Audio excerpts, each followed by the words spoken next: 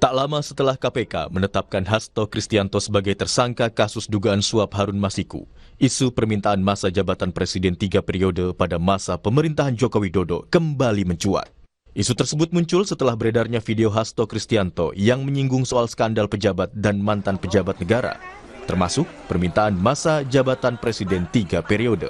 Merespons hal itu, Jokowi menegaskan tak pernah meminta perpanjangan masa jabatan Presiden. Jokowi juga meminta agar isu tersebut ditanyakan kepada Ketua Umum PDI Perjuangan Megawati Soekarno Putri dan Ketua DPP PDI Perjuangan Puan Maharani.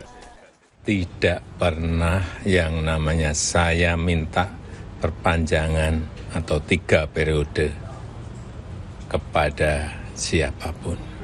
Tanyakan saja ke Ibu Mega atau tanyakan saja ke Mbak Puan. Atau tanyakan saja ke partai-partai, kapan, di mana, atau siapa yang saya utus. Enggak pernah ada. Ya. Jangan menjadi framing jahat seperti itu. Enggak baik. Sebelumnya, Sekjen PDI Perjuangan Hasto Kristianto usai penetapan dirinya sebagai tersangka KPK muncul lewat unggahan video dan menyinggung beberapa hal, termasuk permintaan masa jabatan Presiden 3 periode. Ketika muncul berbagai intimidasi agar tidak dilakukan pemecatan terhadap sosok yang memiliki ambisi kekuasaan sehingga konstitusi pun sepertinya mau dilanggar dengan perpanjangan masa jabatan 3 periode ataupun perpanjangan masa jabatan itu. Maka demi konstitusi Ibu Mega kokoh berdiri menjaga demokrasi.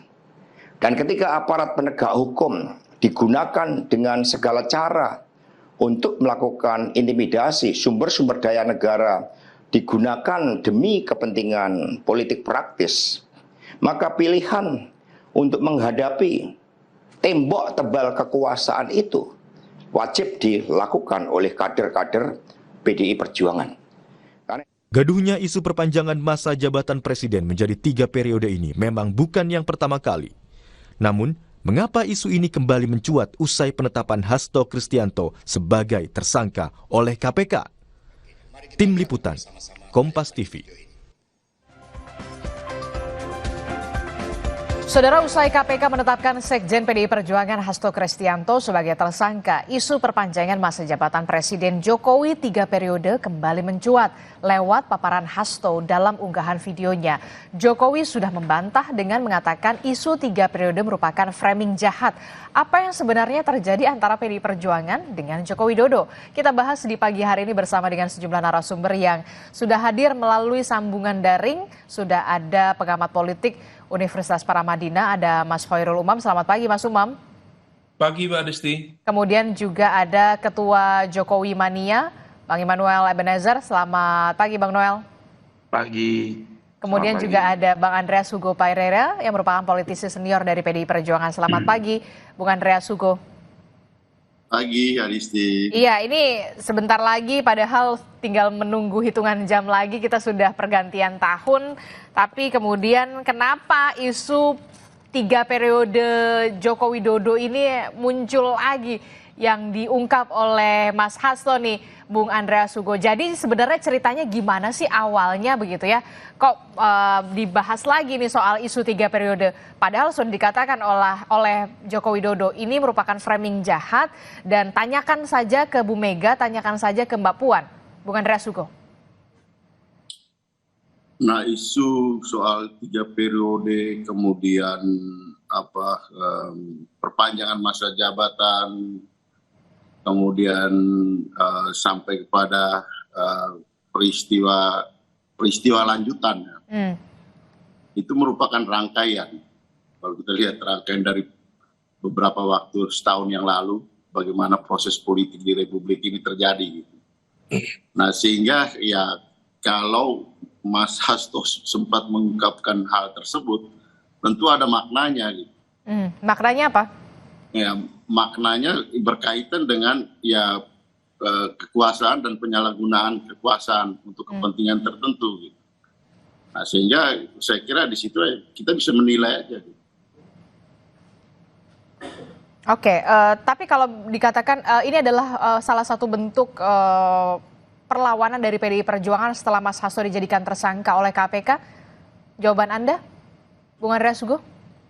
Ya, kenapa tidak gitu? Kan Pak Hasto punya hak juga untuk membela dirinya. Oke, tapi Anda mengetahui soal ada orang di lingkaran Joko Widodo mungkin dalam tanda kutip yang membahas soal ini dan atau mengusulkan adanya soal 3 periode ini? Ya kalau itu Bung Noel lebih tahu. Oke, saya langsung ke Bung Noel deh kalau kayak gitu. Lingkaran itu Bung Noel lebih tahu, tapi kan isu itu muncul. Aha. Yang saya tahu ya ketika di MPR waktu itu kan kami sedang membahas ini di Badan Pengkajian kami sedang membahas hal yang berkaitan dengan amandemen undang-undang, kemungkinan ada rencana amandemen undang-undang dasar yang berkaitan dengan PPHN ya. Ketika itu muncul isu yang berkaitan dengan penambahan masa periode, masa jabatan 2 atau 3 tahun itu. Dan itu kan dibicarakan di publik, kita bisa cek sendiri. Ada yang menyampaikan bahwa itu keinginan masyarakat dengan data dan segala macam itu kan. Siapa sebenarnya Bung Andreas? Itu kan kita bisa cek Anda bisa buka aja gitu kan, berbagai rekaman ini kan, yang video-video yang ada kan masih ada banyak itu kan. Tapi intinya ketika pembahasan itu sedang berjalan, kemudian ya karena isu itu muncul dan ada juga yang dimaksudkan pembahasan itu adalah berkaitan dengan PPHN, muncul isu itu. Ya kemudian atas dasar itu kemudian ya Ibu Ketua Umum Ibu Mega minta supaya fraksi PDI Perjuangan stop membahas soal penambahan 2-3 tahun itu gitu. Dan itu salah satu hal yang saya kira ya baik, karena dengan itu ya tidak terjadi pelanggaran konstitusi. Dan soal pelanggaran konstitusi itu kan hal yang berat. Oke, Bang Noel. Sekarang saya ke Bang Noel. Bang Noel, jadi siapa sebenarnya yang awal muasal kemudian mengusulkan adanya perpanjangan masa jabatan Presiden untuk 3 periode? Kalau katanya Pak Jokowi kan sudah mengatakan, coba tanyakan saja ke Bu Mega, ke Mbak Puan begitu ya. Anda menyikapinya seperti apa ini? Ini karena saya saat itu relawan yang sikap politiknya menolak gagasan 3 periode. Pertama, kita melihat bahwa ini melanggar konstitusi. Kedua, cita-cita kita aktivis 98 yang membatasi kekuasaan eksekutif sampai 2 periode. Dan itu semua terkonfirmasi ketika saya komunikasi langsung dengan Presiden saat itu, Pak Jokowi. Saya tanya beliau, Pak Noel, ini biarin aja, ini orang sesat kok katanya. Ini kan mereka kan ingin menyeburkan saya. Kita lihat aja sampai semana sih orang-orang ini kuatnya. Bahwa saya tetap konsisten pada konstitusi yang saya patuhi dan saya hormati. Itu bahasa Presiden ke saya loh. Gitu. Jadi waktu itu diketawain aja tuh sama Presiden orang-orang ini yang liar-liar ini. Dan saya saksi sejarah untuk hal itu. Gitu loh. Presiden menyampaikan, ini orang-orang ini lucu wacanain. Ini jelas-jelas ingin menjerumuskan saya kok. Dan itu juga dikonfirmasi oleh Presiden. Orang yang menggagas 3 periode adalah orang yang ingin menampar, cari muka, dan menjerumuskan saya. Kan itu berkali-kali juga Presiden menyampaikan. Kemudian ini dianggap hasratnya Pak Jokowi saat itu, ya menurut saya sih buat lucuan aja. Karena kan saya langsung berinteraksi dengan Presiden. Saya tanya berkali-kali juga, Pak Presiden ini benar gak sih? Mas Noel, saya ini patuh terhadap konstitusi, saya nggak mau melanggar. Gitu. Dan saya menghormati bahwa kemenangan saya ini berkat aktivis 98 juga yang ikut memperjuangkan saya untuk bisa maju di 2 periode ini. Dan saya tidak punya hasrat kekuasaan sedikit pun. Dan saya masih ingat kata-kata Presiden itu. Gitu loh. Jadi saya rasa kalau ketika Hasto bicara tentang gagasan 3 periode, saya juga nolak, kan bisa dicek jejak digital saya. Gimana saya bisa melawan itu. Walaupun kita lihat dulu ya banyak jokor yang ngaku-ngaku pendukung Jokowi yang akhirnya sekarang nyerang Jokowi berbalik. Kita sih ketawa ini, cek aja latar belakang mereka semua di mana itu. buzzer-buzzer yang sekarang bilang dinasti Jokowi dinasti lah apalah. Lah orang-orang itu semua kok itu. Makanya kita ketawa aja kan, kita tahu semua siapa-siapa orang-orangnya. Makanya kita berharap Hasto berani dong ungkapin, jangan cuplikan-cuplikan berita. Karena saya saksi sejarah loh, saya masih hidup ini. Saya tahu sekali proses politik saat itu. Karena saya juga tegas-tegasan, saya tolak, saya nggak mau. Saya bilang saya nggak akan mau. Saya ngelawan kawan-kawan saya yang dulu relawan Jokowi, saya tidak mau. Saya waktu itu sendiri, saya terbuang dengan sendiri kok. Nggak apa-apa, saya bilang tereliminasi dalam proses politik ini. Tapi saya konsisten melawan gagasan 3 periode yang sesat ini. Gitu. Dan ini menurut saya kesesatan politik dan kesesatan konstitusi ketika ini dijadikan. Tapi kan apakah masih relevan kita bicarakan tentang gagasan 3 periode? Tidak. Karena kenapa? Hari ini ada presiden yang sudah definitif melalui mekanisme demokrasi terpilih. Jadi ketika kita bicara tentang gagasan 3 periode udah nggak relevan. Ketika itu sebagai wacana biarin aja sih. Nggak ada yang nyalain wacana. Mau wacana 100 periode kayak 200 periode. Kalau bangsa ini punya komitmen untuk menolak gagasan-gagasan di hari itu ya kita tolak. Dan orang yang menolak pun tidak ada yang ditangkap. Nah, saya orang yang konsisten menolak itu saat itu. Oke, Bang Noel mengatakan adalah orang yang konsisten menolak adanya usulan perpanjangan masa jabatan presiden kala itu 3 periode. Dan menurut Bang Noel, ini sudah tidak relevan lagi nih wacana-wacana semacam ini atau isu-isu semacam ini, Bung Andreas Hugo. Respon Anda? Saya kira Noel tidak salah gitu. Artinya saya tahu waktu itu dia juga menyampaikan itu, dan kami sempat ngobrol soal itu bahwa itu benar. Tapi kan Noel kan cuma salah satu bagian di dalam lingkaran-lingkaran itu gitu. Tapi bahwa fakta-fakta yang ada kan juga menunjukkan bahwa isu itu juga berkembang. Saya katakan tadi itu kan hanya proses pembukaan saja kan pada waktu itu, bahwa itu kemudian tidak jadi, kemudian bergeser menjadi tambah 2-3 tahun dan seterusnya sampai dengan apa yang kita alami, misalnya ya apa yang terjadi di Mahkamah Konstitusi. Jadi ini sebenarnya perjalanan yang panjang gitu kan di dalam peristiwa-peristiwa politik beberapa waktu yang lalu gitu, kurang lebih setahun yang lalu gitu. Dan semua itu kan terekam gitu di jejak digital, dan banyak hal juga yang mungkin belum terungkap. Nah, sehingga kalau misalnya Mas Hasto menyampaikan itu kan keran pembukanya aja gitu, baru ini cuplikan kecil gitu. Mungkin ya, artinya saya juga belum ketemu lagi dengan Pak Hasto sejak sekian lama karena saya juga baru kembali dari liburan. Nah, sehingga memang kalau mau bilang peristiwa ada hal-hal yang terjadi di belakang ini kan saya kira banyak hal yang kita semua juga tahu gitu, dan banyak hal itu hal-hal tersebut menyangkut peristiwa yang penting di Republik ini gitu. Oke, jadi Anda tetap meyakini sebenarnya 3 periode ini memang usulan datang dari memang lingkaran terdekat Joko Widodo, Bung Andreas Hugo? Peristiwa itu kan bukan soal 3 periode aja. Dia pengen dibilang Bang Hugo itu ada peristiwa lain lagi terkait misalnya perpanjangan, extend. Ketiga itu sampai wacana Jokowi jadi wapres. Jadi ada 3 satu peristiwa politik. Bung Andre tahu sekali, dan kita konsisten nolak.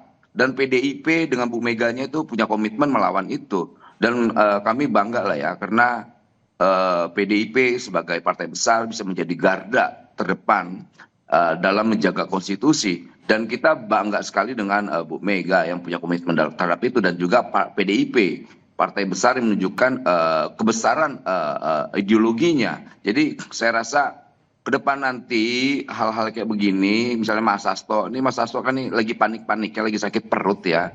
Ketika di TSK kan, kemudian dia panik, kemudian dia nyerang-nyerang aja udah.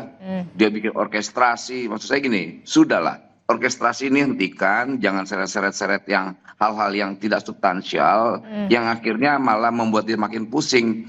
Gini, semua biasanya pejabat-pejabat partai ketika menjadi TSK itu teriak-teriak tuh, akan saya bongkar. Pas udah pakai baju oranye sakit perut tuh lupa. Udah fokus terhadap kasusnya aja. Jangan seret-seret partai besarnya, partai ideologis ini. Jangan seret-seret yang atasnya lagi Bu Mega, karena nanti orang akan ngebongkar. Apa sih kaitan Harun Masiku? Nanti akan orang menyampaikan, oh iya ada korelasi nggak dengan Hatta Ali? Oke. Lantas ada nggak kaitan dengan Samsur Nur Salim? Ada nggak ya kaitan dengan misalnya BLBI? Ini akan kebuka semua nih, gitu. Kemudian nanti orang bilang ini, loh, kok Hasto bicara tentang perjuangannya mirip kayak Bung Karno. Bung Karno bicara tentang ideologi. Bung Karno bicara tentang kemerdekaan bangsa ini. Tidak bicara tentang bagaimana orang yang sedang memperjuangkan posisinya untuk ke DPR sampai orangnya harus di PAW, gitu loh. Dan ini kan lucu. Kita lihat Harun Masiku itu, harus lihat sejarahnya. Harun Masiku itu hanya punya suara 5.800 sekian. Dan di bawah-bawahnya itu masih ada yang lebih tinggi-tinggi lagi. Artinya apa? Yang diperjuangkan Hasto itu soal keadilan nggak ada, nol ngomong. Bung Noel. Coba Hasto fokus saya terhadap kasus hukumnya, jangan ngebargaining. Pertama itu jangan mengintimidasi penyidik. Semakin Hasto ngeluarin, itu semakin kita tunggu, kita mau sebanyak-banyaknya lah keluarin, kita mau tahu. Tapi ingat, status tersangkanya Hasto tidak akan pernah merubah. Dan sikap KPK penegak hukum harus kita hormatin. Dan saya rasa ini baik buat bangsa ini ke depan. Baik, sampai di situ dulu, tahan dulu Bung Noel. Kalau Bung Andreas Hugo, kalau Bung Noel mengatakan ini salah satu bentuk kepanikan dari seorang Hasto Kristianto sudah ditetapkan menjadi tersangka, Bung Andreas Hugo. Tahu saya Mas Hasto sangat tenang, sehat, dan beliau juga itu tadi yang saya katakan, mempersiapkan pembelaannya dan menyampaikan fakta-fakta yang juga berkaitan dengan peristiwa-peristiwa politik ini gitu. Ya kan itu kan hal yang beliau ungkapkan gitu. Sebagai sekjen saya kira Pak Hasto juga tahu banyak hal gitu. Yang mungkin juga tidak diketahui orang-orang lain, termasuk saya, termasuk Bung Noel, termasuk banyak orang gitu kan. Jadi saya kira hal seperti ini ya kalau peristiwa yang berkaitan dengan tuduhan terhadap Pak Hasto yang kemudian ditersangkakan, itu kan juga peristiwa masa lalu gitu kan. Peristiwa masa lalu yang juga sudah mempunyai kekuatan hukum tetap yang di dalam, kalau kita lihat dari peristiwa hukumnya sudah banyak didiskusikan itu di berbagai kanal media sosial maupun di berbagai diskusi-diskusi yang lain. Jadi bukan bentuk kepanikan seorang Hasto Kristianto ya setelah ditetapkan sebagai tersangka. Peristiwa ini kan peristiwa yang lalu kemudian diungkit-ungkit lagi gitu kan. Jadi ya itulah situasi yang kita hadapi saat ini. Saya ke Mas Umam. Hasto juga menyampaikan sesuatu yang penting untuk diketahui di Republik ini, saya kira tidak ada salahnya, dia pun punya hak untuk itu. Mas Umam, saya ke Mas Umam dulu, Bung Andreas Hugo dan juga Bang Noel. Mas Umam, apa sebenarnya yang terjadi kemudian setelah penetapan seorang Sekjen PDI Perjuangan Hasto Kristianto, kemudian barulah ada soal dokumen rahasia yang kemudian ingin dibongkar dalam tanda kutip, dibawa ke Rusia, kemudian ini juga isu perpanjangan masa jabatan Presiden 3 periode yang kemudian kembali mencuat. Jadi sebenarnya dari segi politik, dari sisi politis, apa sebenarnya yang sedang terjadi? Iya Mbak Disti, saya pikir ini adalah bagian dari aksi reaksi dalam konteks komunikasi politik antar elit yang per hari ini tampaknya memang sedang mengalami sebuah turbulensi yang cukup sensitif.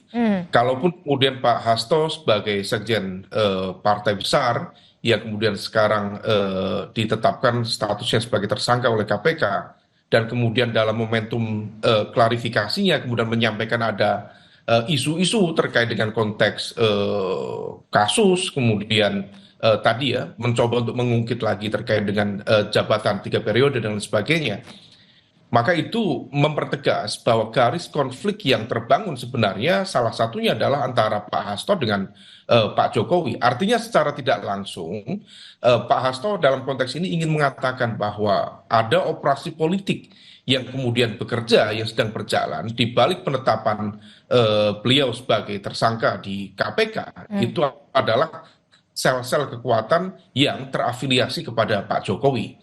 Nah, oleh karena itu ini yang kemudian secara tersirat tergambar dalam statement-statement itu, dan serangan itu dialamatkan kepada Pak Jokowi, dan Pak Jokowi sendiri juga tampaknya merasa gusar sehingga kemudian perlu melakukan klarifikasi secara langsung atas statement dari Pak Hasto itu. Nah, tetapi kalau misalnya memang kita cermati di momentum sejak 2021, jadi momentumnya bukan hanya sekali, itu rangkaian dari 2021, 2022 sampai di 2023. Diakui atau tidak, memang ada mesin politik yang bekerja, mengorkestrasikan bagaimana kemudian ide 3 periode, ide untuk penambahan masa jabatan presiden itu bekerja. Dan spektrum dari instrumen politik itu cukup beragam. Mulai dari statement-statement ketua umum partai. Ingat, ketua umum partai itu adalah pemilik saham politik yang sangat besar bagi negeri ini. Kalau mereka setuju, maka dihitung saja dalam pengambilan keputusan di DPR, di MPR misalnya, dalam konteks perubahan Undang-Undang Dasar, itu memungkinkan. Dan dalam konteks mobilisasi kekuatan politik, itu memungkinkan terjadi. Dan di saat yang sama, terakhir di momentum 2023, kita masih ingat bagaimana misalnya ada putusan pengadilan negeri di tingkat Jakarta Pusat yang kemudian menginstruksikan untuk menghentikan semua tahapan pemilu. Dan itu disinyalir kuat. Itu adalah bagian dari upaya grand design besar untuk melakukan perpanjangan 3 periode ini. Artinya, ini bukan hanya mesin politik, tetapi juga sudah masuk dalam ranah independensi kehakiman yang kemudian seolah dimainkan sedemikian rupa dan ada yang menjalankan itu semua. Nah, ini yang kemudian memunculkan banyak spekulasi. Memang PDIP kita apresiasi cukup firm dalam bersikap terkait dengan hal ini. Pak Jokowi juga sama, secara publik juga menyampaikan beliau tidak memiliki keinginan dan akan taat konstitusi, meskipun taat konstitusi itu kemudian bisa dimaknai ganda.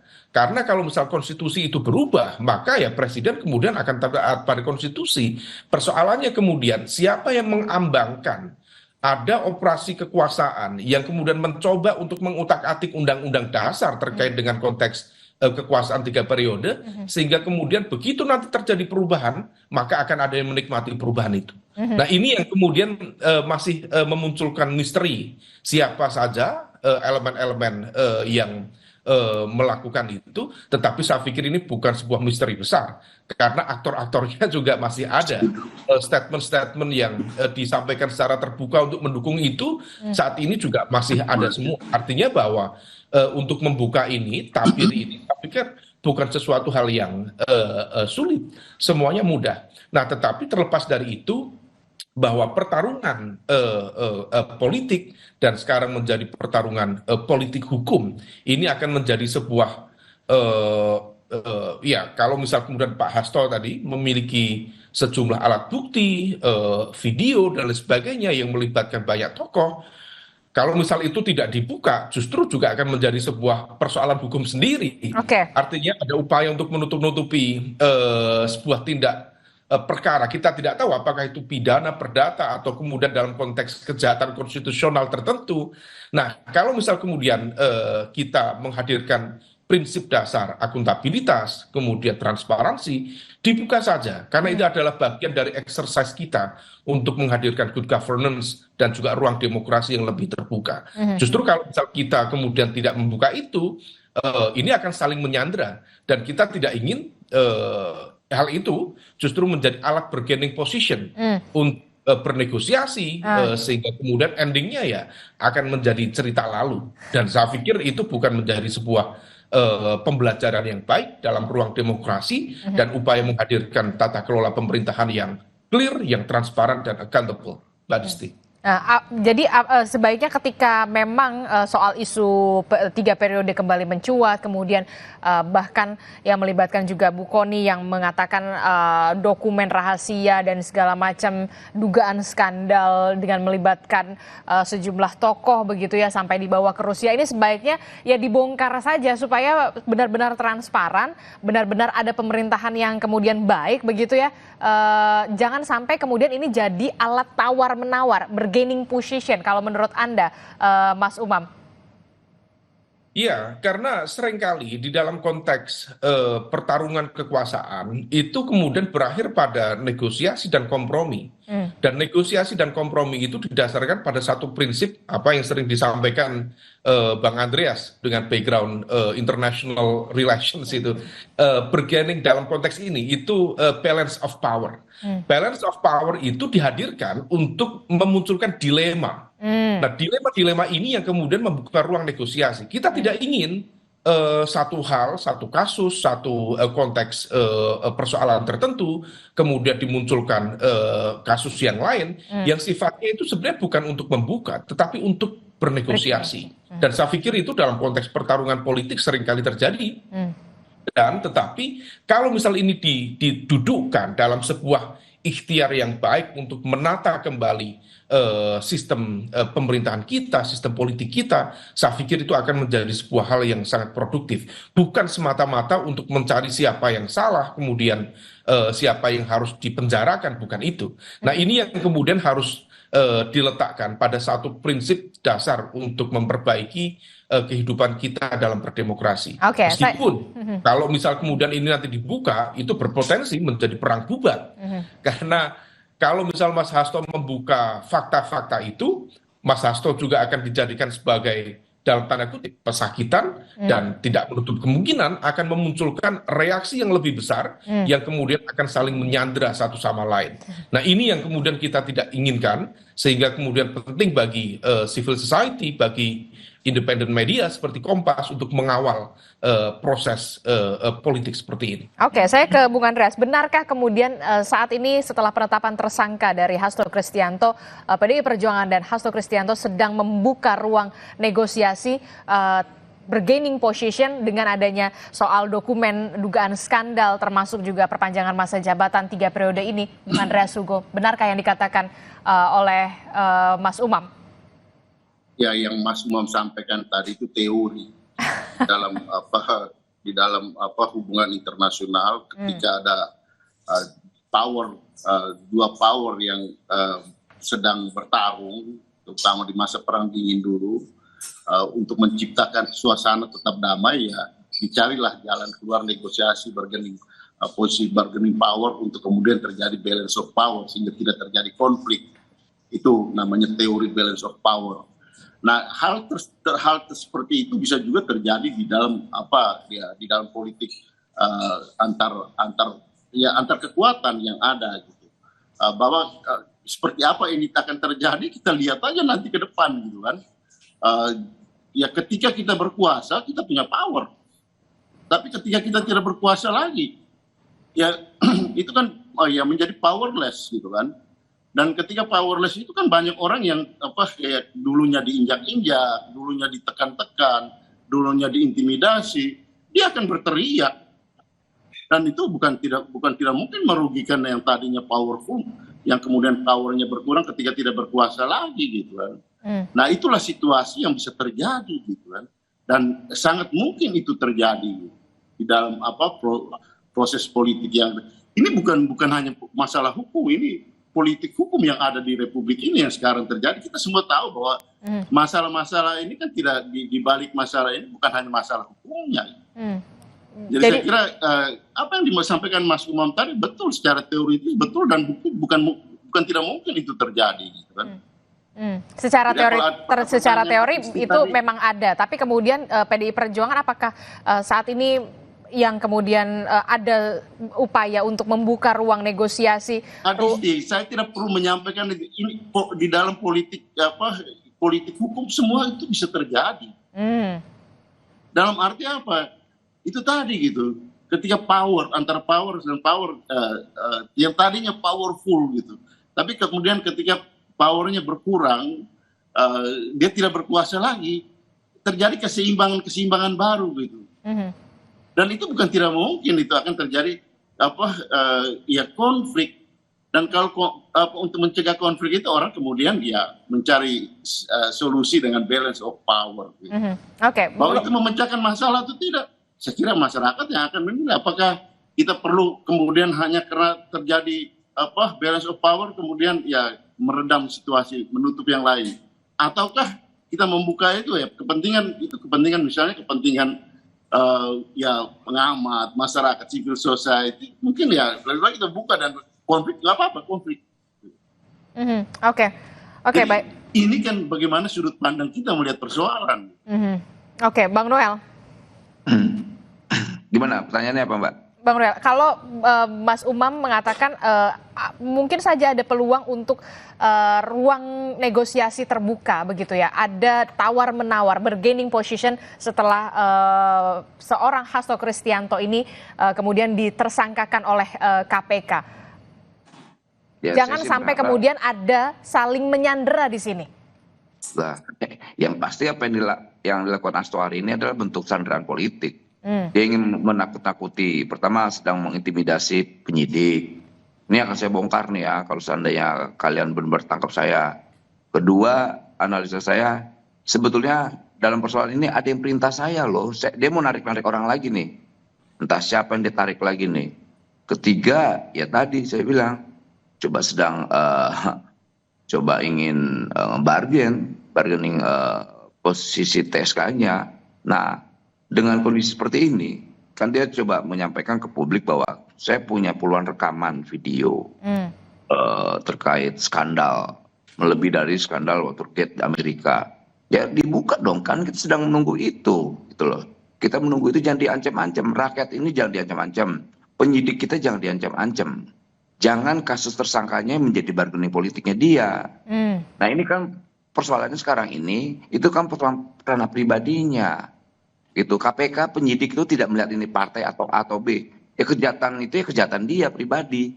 Gitu loh. Jadi ya kita tunggu apakah si Bung Parno ini, paranoid ini udah kan paranoid sekarang dia. Makanya saya panggil Bung Parno. Gitu, dia mau nyamakan Bung Karno yang orang punya gagasan besar dengan orang yang bicara hal yang kecil ini.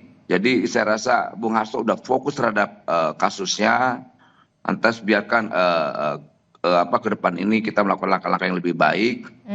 Alangkah baiknya tadi yang diutarakan senior saya Bang Kuku, ya kita bicara ke depan aja. Memang dalam sebuah teori untuk menciptakan perdamaian, ciptakan perangnya dulu gitu loh. Itu biasa. Kemudian coba ingin menegosiasikan kasusnya, kita kan tahu isi-isinya apa aja gitu loh. Yang jelas salah satu isi dari negosiasi itu adalah coba menghindari Hasto dari tersangka. Penyidik saya yakin semakin Hasto membuka dokumen-dokumen yang dia miliki, itu semakin suka penyidik tanpa mengesampingkan statusnya sebagai tersangka. Bikinnya sebanyak-banyaknya, tapi kan aneh. Masa korupsi bisa divideoin sih? Di mana di Republik ini kayak bikin sinetron gitu. Emang bisa korupsi divideoin? Yang saya khawatirkan nih, dia hanya mengambil cuplikan-cuplikan berita. Berita A, berita B dikumpulin nih loh, buktinya berita A, B dibuktikan gitu loh. Di sisi lain, aktor yang sebenarnya korupsi itu nggak tahu, karena nggak mungkin korupsi itu bisa diketahui gitu loh. Dan cuma penyidik dong yang bisa melakukan itu, dan penyidik pun biasanya mereka memiliki standar operasional tersendiri ya, kayak misal barang bukti dan sebagainya. Jadi Mas Hasto udah fokus lah kasusnya, jangan narik-narik, nanti orang akan melihat dia makin nggak berempati. Biasanya kan ketika ada negara melakukan kezoliman terhadap warga negaranya, ada pemberontakan tuh rakyat. Nah kali ini nggak ada, rakyat ngeliat cuek-cuek aja Hasto, itu mau ditangkap kayak mau apa, nggak mempengaruhi perut rakyat, gitu loh, nggak mempengaruhi orang yang di pinggir jalan sana. Oke, baik Bung Noel. Saya berharap Hasto harus nangis seperti yang dulu-dulu tuh, kan dia suka nangis tuh, coba nangis dong Hasto dong. Silakan Bung Andreas Hugo. Bung Andreas, jangan-jangan dokumen-dokumen yang dikatakan oleh Mas Hasto dan juga Bu Kony yang ada di Rusia ini hanya cuplikan-cuplikan yang ada di media sosial yang sudah ramai sebelum-sebelumnya. Kalau menurut Bung Noel, kalau yang Anda ketahui bagaimana Bung Andreas Hugo? Benar nggak nanti akan benar-benar akan dibongkar pada saat waktu yang tepat? Ya, Adi Stiana tidak usah memancing saya. Dan kalaupun saya tahu, saya tidak akan menyampaikan itu. Gitu. Dalam arti apa? Ya kita tahu. Yang saya ketahui ya Hasto ada di dalam posisi yang penting. Ya sebagai sekjen partai, dia juga tahu banyak hal. Jadi bukan cuplikan-cuplikan yang ada di media sosial yang sudah ramai ya? Anda bisa pastikan itu? saya tidak perlu menyampaikan itu, Adisti. Tapi yang saya tahu, dia pasti juga tahu banyak hal yang tidak diketahui orang. Ya itu saya bisa pastikan. Jadi kalau misalnya Mas Hasto menyampaikan itu, ya itu tadi kita lihat aja nanti. Kalau tadi Noel bilang ya dia Pak Arno atau Mas Hasto itu tidak takut kok berhadapan dengan situasi seperti ini. Dia malah menjadi lebih tegar lagi di dalam situasi ini. Jadi kalau mau bilang ini udah hal yang biasa gitu di dalam perjuangan gitu. Buat PDI Perjuangan ya kalau tadi bilang orang mungkin takut, orang tidak mau membela dia atau rakyat cuek sama situasi seperti ini. Kita lihat aja di dalam perkembangannya nanti. Dan ini pasti akan dibongkar? Anda bisa menjamin itu? Kita lihat deh, makanya saya katakan kita lihat di dalam perkembangan nanti. Nggak berani. Masalahnya gini, ya itu tadi kita tahu banyak hal banyak peristiwa yang sebenarnya ujung-ujungnya itu kan sudah banyak muncul ke ruang publik kan. Iya, Bung Andreas, pertanyaan saya, benarkah nanti akan benar-benar dibongkar? Anda tidak usah memancing saya untuk hal tersebut, Adisti. Tetapi kemungkinan untuk itu bukan tidak mungkin. Berarti kalau ada kemungkinan, berarti masih ada mungkin iya, mungkin enggak dong, Bung Andreas? Pak Hasto sudah sampaikan itu. Gini, saya ngejawab aja lah. Oke, silakan, Bung Nel. Bahwa apa yang dilakukan Hasto itu tidak mungkin terjadi. Kenapa Anda bisa punya keyakinan seperti itu, Bung Noel? Ini penakut. Siapa yang bilang Hasto punya nyali? Orang nggak berani kok.